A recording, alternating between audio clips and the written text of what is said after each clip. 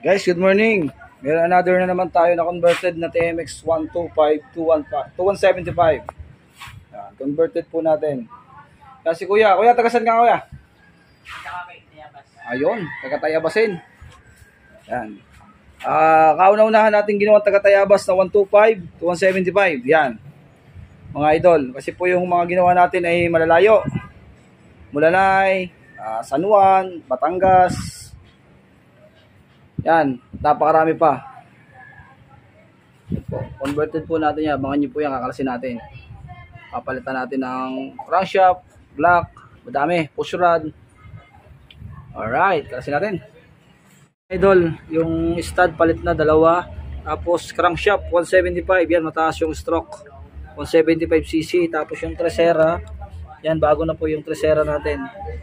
Ayan, kakapitan natin mga idol para matapos na tayo. Ayan na mga idol, oh. Nakakabit na yung block. 175 na. Ayan ang top ng piston. Nakatap. Alright. Next natin, cylinder head, push rod. Ayan mga bossing, maputi na yung makina. Iba-iba na. Ayan na, oh. Oh, yan na yung 175 natin. Binubuo na natin, oh.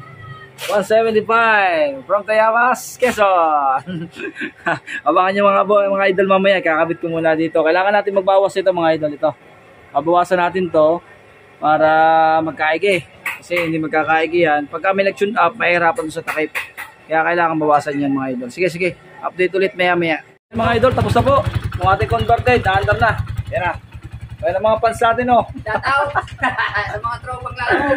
Yan. Yan, yung mayari po. From Tayabas. Yan, oh. Ayos. Tapos na po yan mga idol. Converted sa 175. Ayan. Ganda ng andar, oh.